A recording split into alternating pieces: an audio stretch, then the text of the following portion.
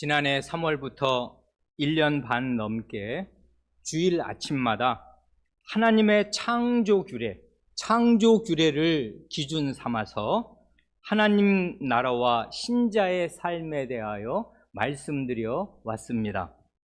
이제까지 57차례에 걸쳐 말씀드렸고 오늘 58번째로 말씀드립니다. 하나님의 창조 규례는 하나님께서 사람을 처음 창조하신 그날부터 장차 그리스도께서 다시 오실 그날까지 온 인류에게 주신 항구적인 법칙입니다.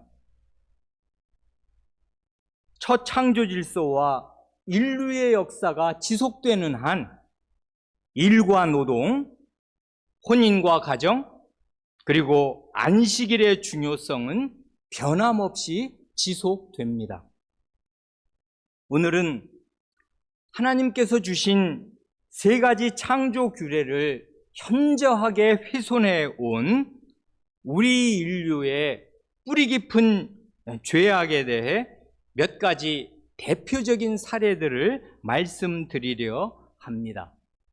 이 말씀을 드리고자 하는 이유는 두 가지입니다. 하나는 우리 모두의 죄와 무지와 어둠이 얼마나 뿌리 깊고 고질적인 것인가를 더 새롭고 깊이 있게 인식하기를 바라서입니다. 다른 하나는 하나님께서 이런 인류의 죄악에 대해 얼마나 오래 참고 인내하시는 것인가를 더욱 마음에 새기려는 것입니다. 죄에 대한 의식, 줄여서 죄의식은 많은 경우에 사회 문화적인 한계를 지닙니다. 그래서 어려서부터 사람들이 늘 그렇게 하는 것을 보고 자라거나 누구나 다 그렇게 하면 그게 죄라는 의식도 없고 양심의 가책도 없이 자기도 그냥 그렇게 하고 사는 것입니다. 극단적인 예로 과거에 아프리카에 있었다는 식인종들은 사람 사냥을 하는 것을 죄라고 생각하거나 그렇게 하고서 무슨 양심의 가책을 느끼지 않았을 것입니다. 죄가 무엇인지를 알아야 그 죄에서 참되게 돌이키고 회개할 수 있을 것인데 무엇이 죄인가, 죄가 무엇인가를 판단하는 절대적인 기준은 사람의 생각이나 사회 문화나 인간의 법이 아니라 유일하게 하나님의 법입니다. 죄를 짓는 자마다 불법을 행하나니 죄는 불법이라 하신 요한일서 3장 4절 말씀과 같습니다. 하나님의 법이 절대의 기준으로 서 있습니다. 그 하나님의 법을 어기거나 그 법에 조금이라도 미치지 못하는 것이 죄입니다. 그런데 이 하나님의 법은 십계명의 10마디 말씀으로 하나님의 온 백성 위에 권위 있게 주어지기 훨씬 전인 맨 처음 창조 때부터 딱 서 있었습니다. 그래서 그것을 창조 규례라고 부르는 것입니다. 규례라는 말은 사실상 법령과 같은 것이고 왕명과 같은 것입니다. 아닌 게 아니라 규례를 영어로 오디넌스라고 하는데 황제의 명령, 칙령을 임페리얼 오디넌스라고 하지 않습니까? 그러니 한마디로 창조 규례란 창조주의 칙령입니다. 이게 왕명이고 이게 법입니다.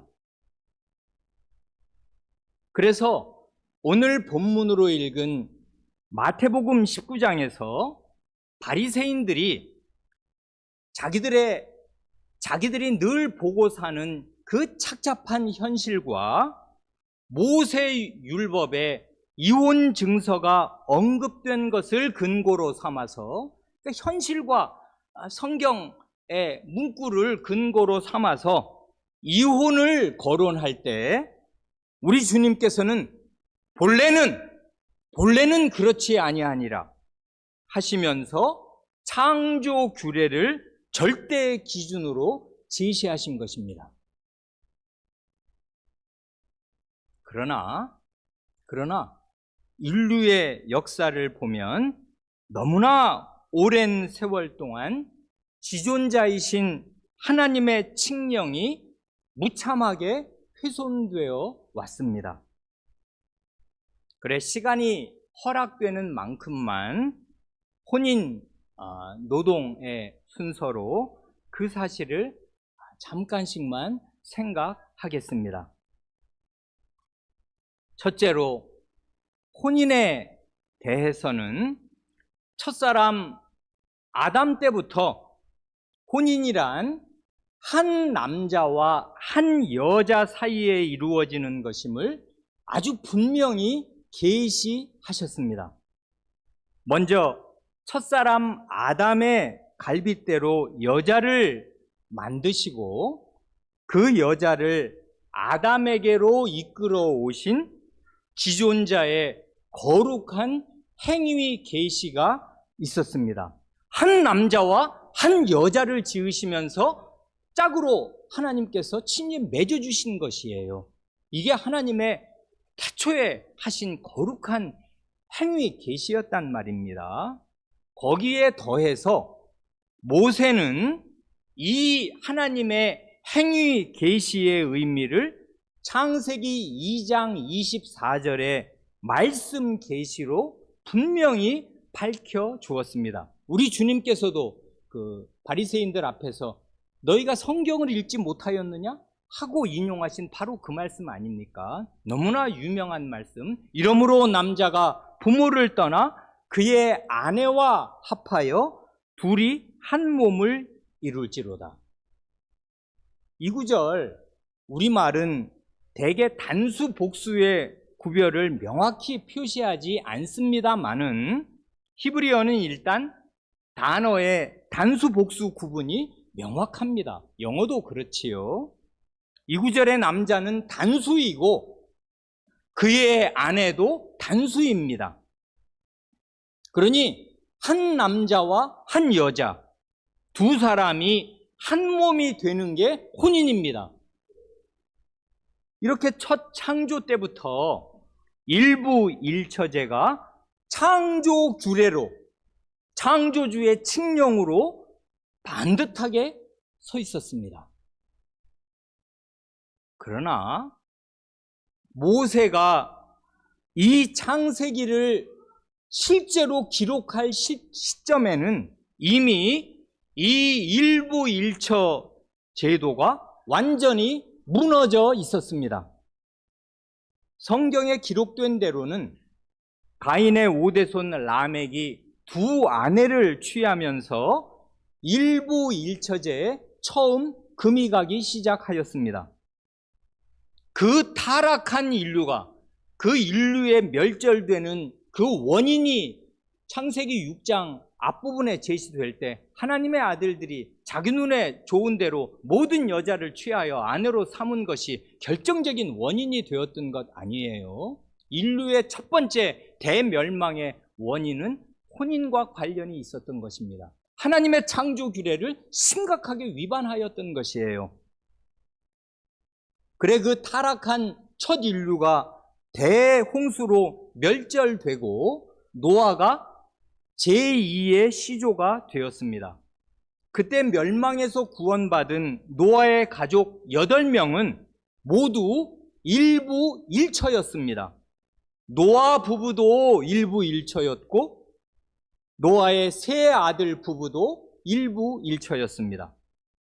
그러나 그 이후로 다시 번성하게 된 인류는 또다시 일부 일처제를 떠나서 일부 다처의 길로 갔습니다. 하나님의 나라인 이스라엘의 조상 아브라함과 이삭은 일부 일처제 안에 머물러 있었습니다. 물론 사라가 잠든 뒤에 아브라함이 재혼을 하여서 후처를 취한 것은 전혀 문제가 안 됩니다. 그러나 그 다음 야곱 때에 이르면 야곱 한 사람이 두 아내와 두 첩을 동시에 취해서 모두 네 여성과 혼인합니다. 그래서 네 아내에게서 아들 12과 딸 하나를 낳습니다. 이 야곱의 12아들이 결국 이스라엘의 12지파를 이루게 된 것이니 어찌 보면 이스라엘의 12지파라는 그 숫자 자체가 창조 규례를 범한 죄와 인간의 정욕으로 얼룩져 있는 셈이 됩니다. 혼인과 가정은 세 가지 창조 규례의 한 축을 이루는, 이게 삼각형의 한 축이잖아요. 대단히 지극히 중요한 영역인데 결국 이 면에서는 하나님의 나라라고 하는 이스라엘이나 이 세상 나라나 아무 다를 것이 없이 죄다 일부 다처의 길을 걸었던 것입니다. 이 점에서는 구약 계시의 거의 최고봉에 이르렀던 그토록 훌륭한 다윗 왕도 한 발도 벗어나지 못하였습니다. 이처럼 사람은 대개 자기 시대의 한계 안에 갇혀있기 마련이어서 구약 시대에는 그 긴 세월 동안 가장 뛰어나고 가장 훌륭한 하나님의 백성도 일부 다처가 창조주의 규례를 깨뜨리는 일이요 해서는 안 될 일이라는 사실을 제대로 명백히 인식하지 못하였습니다. 일부 일처제가 대세를 이룬 오늘날 현대 사회에서는 한 남자가 동시에 여러 여자를 아내로 취하는 것이 비도덕적인 일이고 해서는 안 될 일이라는 것을 누구나 너나 없이 다 알고 있고, 만약 그렇게 사는 사람이 있다면 그 사람은 교회에 들어올 수가 없을 것입니다. 손님으로 와서 앉아 있을 수 있는지는 몰라도 그 생활을 확실하게 청산하지 않는 한 신앙 고백을 하고 교인이 될 수는 없을 것이에요. 하나님 나라에 들어올 수 없을 것입니다. 중요한 점은 이것입니다. 오늘날 우리같이 평범한 사람들의 눈으로 볼 때에도 일부 일처의 도리는 창세 때부터 명백히 계시되고 모세 때부터 성경의 맨 앞에 명백히 기록되어 있는데 어떻게 하나님의 백성이 그걸 모르고 그의 역행에서 그렇게 비인간적으로 자기 가정을 꾸려나갈 수 있을까 하고 생각할 수 있다면은 지극히 성결하신 창조주 하나님께서 보실 때 일부 다처로 사는 그 불법적이고 저열한 삶이 그 거룩하신 눈에 얼마나 거슬리셨겠으며 노여우셨겠습니까? 그러나 하나님께서 이 헐수할 수 없는 인류의 죄와 무지를 길이 참으시고 오래 인내하신 것입니다. 우리 주의 참으심이, 우리 주의 오래 참으심이 구원이 될 줄로 여기라 하신 베드로후서 3장 15절 말씀과 같습니다. 물론 이 말씀의 원래의 문맥은 좀 다릅니다만은 이 말씀만 따서 인용해도 이 말씀의 뜻이 참입니다. 우리의 구원은 주님의 오래 참으심으로 말미암아 옵니다. 우리 자녀나 다른 사람의 죄에 대해서 치를 떨고 분노하는 것처럼 하나님이 우리 죄에 대해서 그 절대적인 기준으로 분노를 계속 품으셨다면 단 한 사람도 구원받지 못하였을 것입니다. 우리의 구원은 하나님의 오래 참으심에서 옵니다. 구약시대에는 이 고질적인 죄가 너무나 뿌리 깊게 너무나 널리 퍼져 있어서 그것을 일거에 바로 잡으시다가는 나만할 사람이 없었습니다. 그래 구약시대에는 하나님께서 남의 아내를 취하는 간음죄는 엄히 징벌하셨습니다마는 자기의 아내를 열어두는 그 시대의 한계와 무지에 대해서는 길이 참으시고 오래 인내하셨습니다. 그렇지만 그러면 다 되었던 것이 아닙니다. 야곱이나 다윗 자신도 자기가 뿌린 대로 거두게 하셔서 자기 가정 안에서 일부 다처제로 말미암은 극심한 고통을 겪지 않을 수 없었습니다.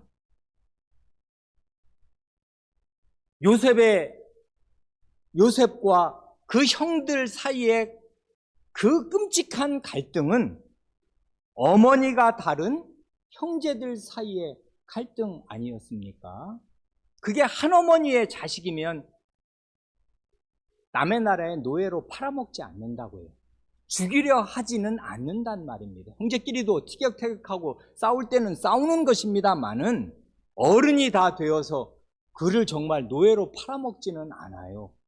그러니 한 가정 안에 그 배다른 어머니가 다른 자식들이 함께 산다는 거, 그 자기가 뿌린 씨의 그 쓰디쓴 열매를, 그래서 가장 사랑했던 아들을 10몇 년을 죽은 줄 알고 그 슬픔을 어떻게 가눌 수가 없었고, 나중에는 이 일이 어떻게 됐는가를 야곱이 알았을 때 다른 아들들이 또 다른 아들을 이렇게 또 다른 아들에게 이렇게 못된 짓을 했구나 하는 것을 알았을 때 그가 무슨 희망을 바라고 살겠습니까? 그 살인자 같은 아들들을 거느리면서 말입니다.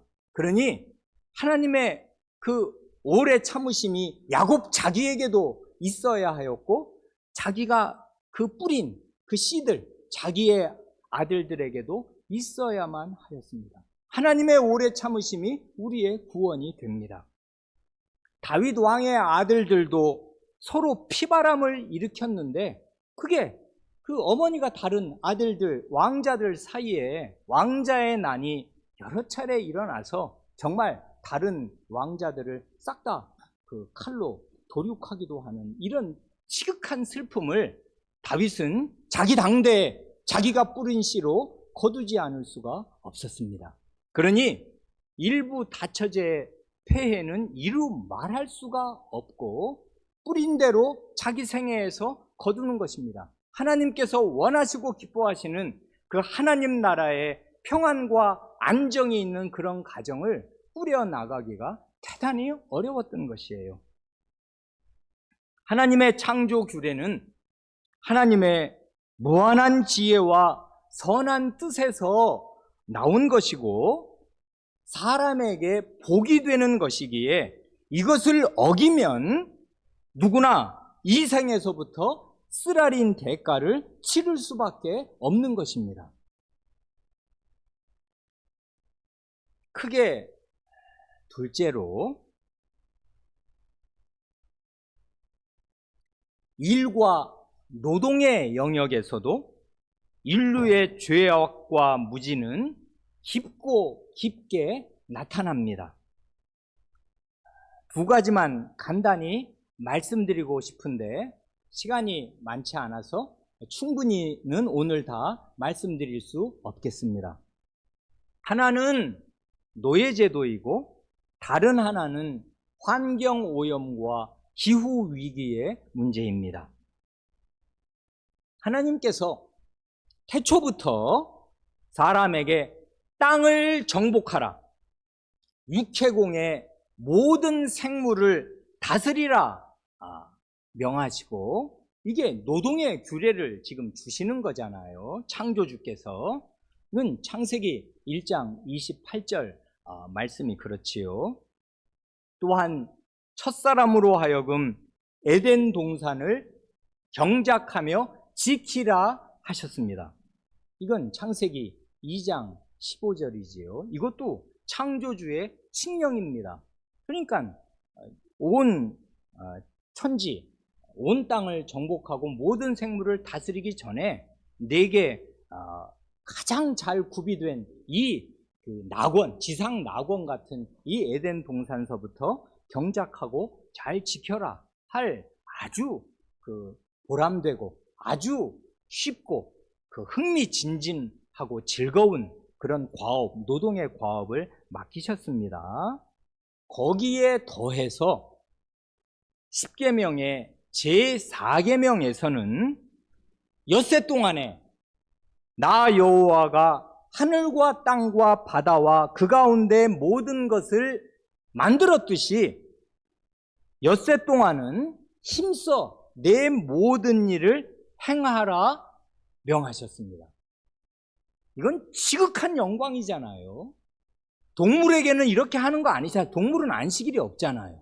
물론 사람의 딸린 가축이야 주인이 쉬게 하면 주인 덕분에 쉬는 것이지만 야생 동물은 안식일이 어디 있습니까? 그런 것 자체를 인식할 수가 없잖아요. 이건 하나님의 형상으로 지음받은 사람에게 주신 명령이면서 아버지의 그 아들처럼 하나님 아버지께서 창조주로서 엿새일하고 하루 이제 영원한 안식에 들어가신 것처럼 하나님의 아들 딸들인 너희도 엿새일하고 하루는 쉬어라.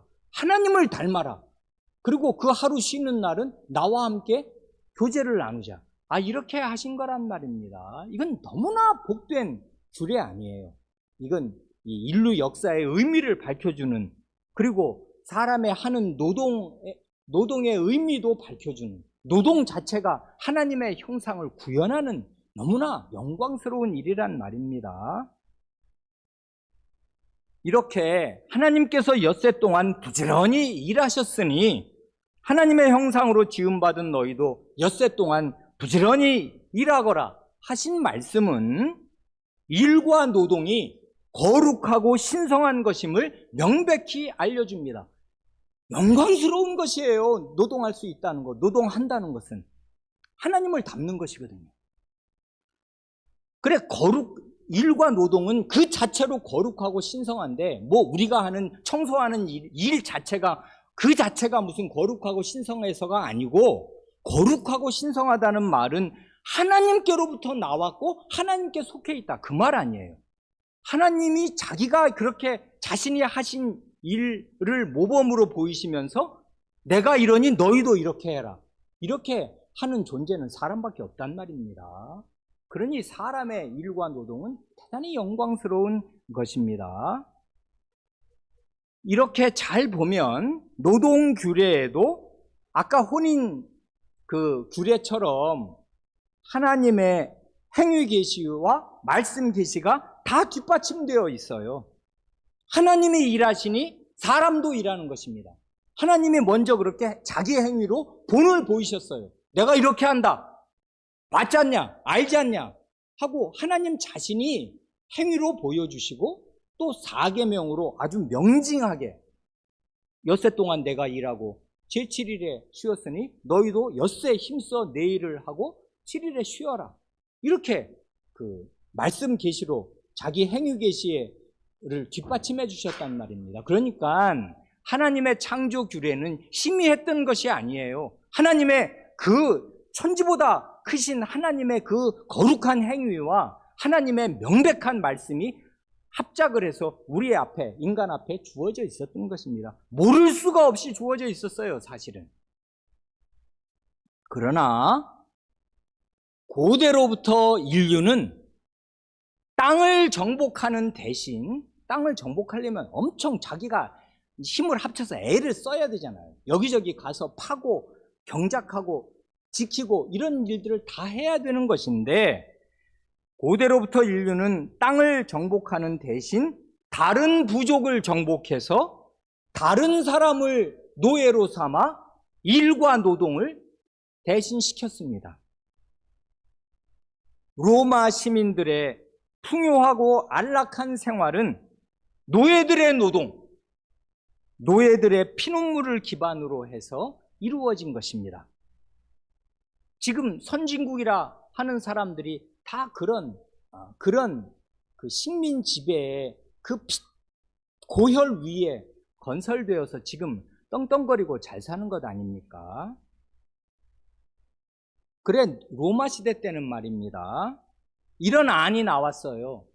저게 노예인지 자유인인지 밖에서 시장 같은 데서 금세 식별하기 좋게 그냥 옷만 보면 처음에는 몰라요. 저게 노예냐, 붙잡혀온 노예냐, 로마 시민이냐를 시장에서 만나면 알 길이 없으니까 금세 식별하기 좋게 노예 복장을 따로 입히게 하자, 노예들에게 하는 안이 나왔다가 쑥 들어갔는데, 그 이유는 노예들에게 통일된 옷을 입히면 노예인 사람들이 거의 절대 다수인 사실이 시각적으로 그냥 확 드러나서 그 많은 노예들이 들고 일어나 사회를 뒤집어 엎을까 겁이 났기 때문이었습니다. 그만큼 노예가 많았다고요.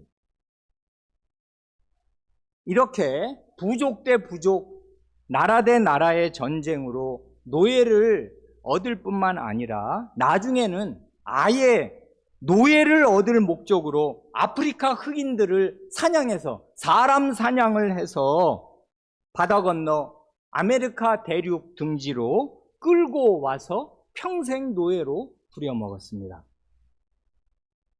사람이 같은 사람을 소나 말처럼 일평생 노예로 부리고, 부모가 노예면 자식도 나면서부터 일평생 노예가 되는 이 짐승만도 못한 최악의 제도가 무려 19세기 중반까지, 100몇십 년 전까지 계속되었습니다. 멀리 갈 것도 없이, 이건 제가 그야말로 우연히 어제 본 기사인데, 역사학자의 연구에 따르면 17세기 우리 조선 인구의 40~50%가 노비였습니다. 그 노비 장정 한 사람의 값이 말 한 필 값이었습니다. 사람 평생 몸값이. 그리고 그가 결혼해서 아이를 낳으면 당연히 노비예요. 그래서 노비 문서를 연구해 보니, 아, 사람 값이 말 한 필 값이구나. 그리고 그 평생 노예인데 그 노예 숫자라는 게 경상도 지역에서 전 인구 대비 절반에 육박하는구나. 우리나라 조선시대 때 절반의 사람들은 사람이 아니었어요. 말이었단 말입니다. 소나 말이었단 말이에요. 말하는 짐승, 말하는 기계로. 그 로마 시대 2000년 전부터 이 1700년, 1800년대까지를 이러고 산 것입니다. 지금 같으면 전 세계의 거의 모든 사람들이 노예 제도는 비인간적인 나쁜 제도요, 사람이 절대로 해서는 안 되는 인간 이하의 짓거리라는 것을 다 알지만은, 이렇게 된 것은 불과 100몇십 년밖에 되지 않았고, 그 이전에 몇천 년 동안은 그게 얼마가 될지 우리는 다 헤아릴 길도 없어요. 역사 기록이 없으니까 말입니다. 그 긴 세월, 몇천 년 동안은 거의 전 인류가 노예 제도를 당연시하고 산 것입니다. 신약시대의 교회의 목사들과 신자들도 노예 제도에 대해서만큼은 하나님께서 사람이 어떻게 살기를 원하시며 사회가 어떻게 유지되기를 원하시는가를 바르게 분별하지 못하고, 즉 간단히 말해서 하나님의 창조 규례의 뜻을 분명히 깨닫지 못하고 시대적인 한계와 맹목, 그 눈먼 캄캄한 어둠 가운데 갇혀 있었습니다. 하나님께서는 처음부터 말씀하시는 하나님이시고 자신의 선한 뜻을 명백히 행위와 말씀으로 계시하여 주셨습니다마는 죄에 떨어진 사람으로서는 하나님의 뜻을 분명히 깨닫는 것이 쉬운 일이 아니었습니다. 장님은 대명천지 햇빛을 보아도 캄캄할 뿐이라고요. 해는 언제든지 떠 있지만 장님에게는 갈 길이 한 걸음도 보이지 않는 것입니다. 옆이 절벽인지 그 낭떠러져인지 길인지를 알 길이 없어요. 그것과 똑같이 인류는 그 몇천 년을 맹목으로 산 것입니다. 눈 멀어서. 우리 인류의 무지와 어둠은 깊고 깊습니다. 이러한 시대적인 어둠, 사회 문화적인 어둠에서 자유로운 사람은 거의 없습니다. 이런 어둠을 뚫고 햇빛처럼 밝은 하나님의 계시 안으로 쑥 올라가서 사는 일이 결단코 쉬운 일이 아닙니다. 그러니 우리는 겸비할 수밖에 없습니다. 겸비해야 해요. 자기가 하나님 말씀 안다는 것이 그게 얼마나 좁은 것이며 우리의 시대 안에 갇혀 있는 것인가. 역사를 보면 오늘 우리를 거울로 반추할 역사의 거울에 비추어 보면 우리도 똑같다. 인간의 어둠이란 하나님의 그 햇빛 같은 말씀에 비추어서 인간은 어두움 자체구나. 그런 걸 알게 된단 말입니다. 하나님의 말씀으로 가는 것이 쉬운 일이 아니고 하나님의 말씀을 제대로 깨닫는 것이 쉬운 일이 아닙니다. 그러니 우리는 겸비하지 않을 수가 없어요. 그래서 로마서 12장 2절 말씀이 우리에게 절실하게 다가오는 것입니다. 너희는 이 세대를 본받지 말고 오직 마음을 새롭게 함으로 변화를 받아 하나님의 선하시고 기뻐하시고 온전하신 뜻이 무엇인지 분별하도록 하라. 아멘. 이 말씀에서 이 세대와 하나님의 선하시고 기뻐하시고 온전하신 뜻이 대조되지 않습니까? 언제나 그렇다고요. 첫사람의 타락 이래로 언제나 그래요. 사람은 자기 세대의 자식이니까 자기 세대 안에 갇혀 사는 것이지, 우리가 뭐 조선시대에 태어나면 조선시대처럼 사는 것이고, 거기 뭐 대개는 상민으로 살든지 뭐 이렇게 1%, 10% 양반으로 살든지 다 그게 그러려니 하고 사는 것이고 말입니다. 지금 났으니 이렇게 사는데 우리 시대에 사는 이 문화가 하나님의 말씀에 지금 맞는 것인가 아니면 가장 비인간적인 것인가를 바라볼 눈이 우리에게 없어요. 그러니까 하나님 말씀을 맹렬한 열심으로 탐구하지 않으면 안 돼요. 그냥 교회에서 와서 그냥 설교를 들으면은 하나님 말씀을 알게 되는 게 아니란 말입니다. 마음을 새롭게 해야 돼요. 변화를 받아야 돼요. 성신 하나님으로 자기 마음에 때가 씻겨져서 지난주 우리가 김진흥 목사님으로부터 하나님 말씀 잘 배운 대로 기도 묵상 실현이잖아요. 묵상 앞에 기도가 있어요. 기도가 없이는 하나님 말씀 깨달을 길이 전혀 없습니다. 전혀 없어요. 1%도 없습니다. 겸비한 사람, 하나님 나는 장님입니다. 전혀 이 말씀을 알 수가 없습니다. 그리고 알면 뭐합니까? 하지도 못하는데.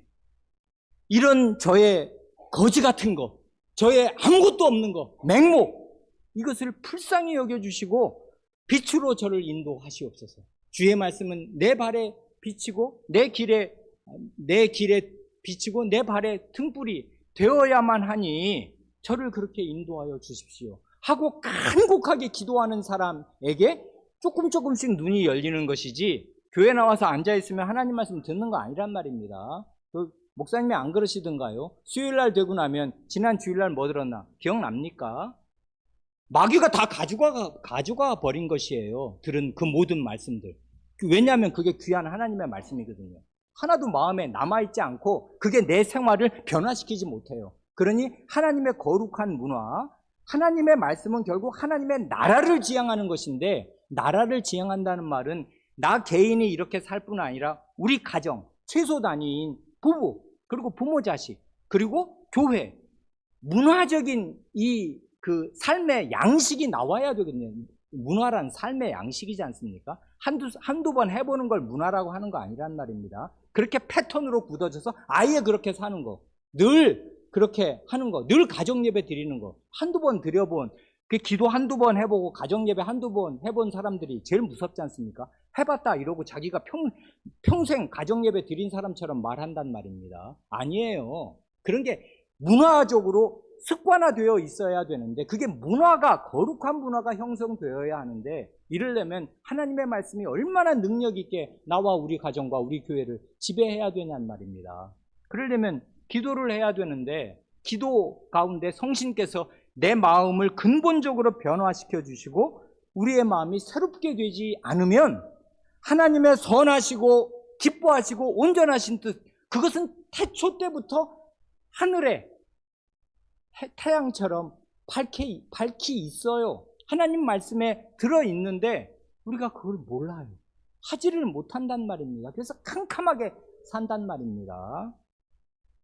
너희는 이 세대를 본받지 말고 오직 마음을 새롭게 함으로 변화를 받아 하나님의 선하시고 기뻐하시고 온전하신 뜻이 무엇인지 분별하도록 하라 하신 말씀이 어느 세대나 절실한 진리입니다. 과거 역사 가운데 무엇이 문제였는가를 인식하기는 비교적 쉽고요. 반면에 오늘 우리에게 무슨 문제가 있는가를 인식하기는 매우 어렵습니다. 거울이 없는 한 사람은 자기 얼굴을 보지 못하는 존재 아니겠습니까? 안 보여요, 자기 얼굴이. 그래, 거울이 있어야 되는데 역사가 거울이 되고 가장 밝은 거울은 하나님의 말씀입니다. 하나님의 말씀을 보아야 내 얼굴에 묻어있는 때, 우리 시대의 때가 보인단 말입니다. 그래, 과거의 일부 다처제나 노예제를 비판하는 것은 식은죽 먹기이지만, 그래서 아니 어떻게 그 시대에는 사람들이 죄다 그러고 살았을까 할 수 있겠지만은, 모르긴 해도 인류 역사가 앞으로 500년, 1000년 이상 더 지속된다면은 후대인들은 오늘 우리 시대의 생활 방식을 두고서, 아니 어떻게 그 시대 사람들은 모든 생활이 그렇게 지구 생태계 전체를 돌이킬 수 없이 망가뜨리는 파괴적인 방식으로 살았을까? 어떻게 후손들이 살 땅을 자기들이 다 한꺼번에 60년, 70년 동안 다 소모해버리는 식으로 그렇게 낭비적으로 살았을까? 어떻게 그렇게 살 수가 있었을까? 그 사람들은 뇌가 있었나? 생각이 있었나? 하고 비판할지도 모르겠습니다. 제가 살고 있는 공동주택은 매주 목요일 하루만 쓰레기 분리수거를 해서 금요일 아침에 수거업체 차가 와서 싣고 갑니다. 그래, 일주일 동안은 일단 우리 집안에 분리수거할 쓰레기들을 모아놓게 되는데, 목요일 밤에 일주일간 모은 쓰레기 뭉치들을 들고 엘리베이터를 탈 때마다 죄책감이 듭니다. 현대 문명이 이대로는 도무지 오래 가려야 오래 갈 수 없다는 사실을 그냥 그 쓰레기 봉투가 단박에 알려줍니다. 식구라고는 달랑 3명밖에 없는 집에 일주일 동안 쌓인 비닐과 플라스틱, 스티로폼이나 종이박스나 병들이 얼마나 많은지 사람 허리께까지 오는 커다란 비닐봉지로 3봉지가 매주 가득 찹니다. 비닐이나 플라스틱이 썩어 분해되는데 몇백 년이 걸린다는데, 매일 모든 사람에게서 산처럼 많은 쓰레기가 나오니 우리가 사는 이 땅, 이 지구가 그것을 어떻게 감당할 수가 있겠습니까? 이게 큰일이다 하는 위기감을 누구나 다 갖지만, 도시의 생활 방식을 근본적으로 바꾸기는 대단히 어렵습니다. 그래서 거의 모든 사람이 가해자이면서 피해자가 됩니다. 이런 거라고요. 자기 시대에 갇혀 산다는 거. 생활 방식을 바울 사도 시대 사람들이 노예제 없이 살 수가 있어요? 바울 시대는 2000년 전을 둘째치고 1700년대에 미국 남부에 있는 그 교인들이 노예 제도 없이 살 수가 있어요? 못 살아요. 안 된다고요, 그게. 조선시대 때 그 양반들이, 부잣집들이 뭐 첩을 두고, 이렇게 첩시를 두고 사는데 그런 거 없이 삽니까? 못 산다고요. 이게 사람이라고요. 하나님의 창조 규례는 하나님의 칙령으로서 언제든지 창조 이래로 서 있습니다만은, 그리고 이 환경 오염과 기후 위기의 문제는 하나님의 노동 규례에 대한 불철저한 이해에서 나오는 것입니다. 찬송 연습이 있어서 오늘은 이만큼만 말씀드리고, 주님께서 기회를 주시면 다음 주에 이어서 더 말씀드리겠습니다. 기도하겠습니다.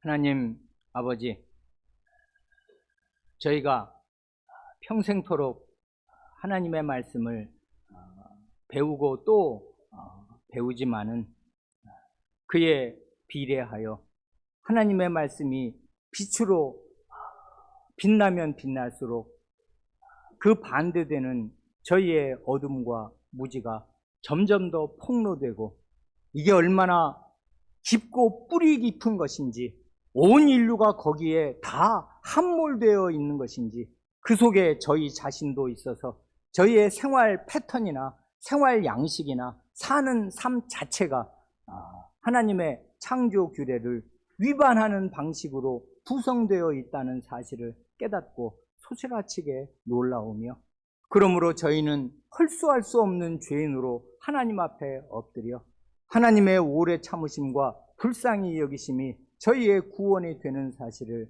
고백하오며, 어떻게 하나님의 말씀을 바르게 구현하고 사는 이 작은 공동체의 생활 문화를 저희 깨달은 사람으로서 어떻게 해나가야 하는가를 점점 더 모색하게 되옵니다.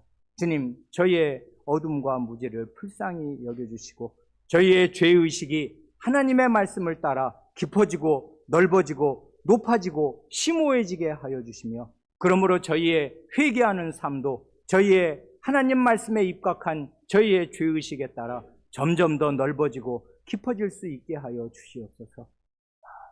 좁은 의미의 종교인이 되어 자기 생활을 교회와 일상생활로 나누고, 교회 생활이란 그저 주일에 교회에 와서 예배드리고 헌금을 하면 그것으로 끝이요, 나머지 생활은 이 세상의 원리대로 다른 사람들이 다 하는 대로 사는 것이라는 그런 엉터리 이원론자로 살지 않게 하여 주시고, 하나님의 창조 규례가 저희 온 일생뿐 아니라 온 인류의 삶을 어떻게 규율하시고 비추어 주시는가를 더 깊이 깨닫는 자리로 나아가고 또 나아가면서 저희의 삶에 대한 인식과 하나님의 말씀에 대한 인식이 점점 더 깊어지고 심오해지게 하여 주시기를 구합니다. 하나님 말씀을 바르게 깨닫기 위하여 저희의 마음이 새로워질 수 있게 하여 주시고, 그것이 저희 힘으로는 불가능하오니 성신 하나님, 거룩한 신이신 성신께서 날마다 저희의 마음을 씻어주시며 말씀을 대하거나 말씀을 읽고 들을 때마다 저희의 마음을 활짝 열어주시고 빛을 비추어 주시기를 구합니다. 우리 구주 예수님의 이름으로 기도합니다. 아멘.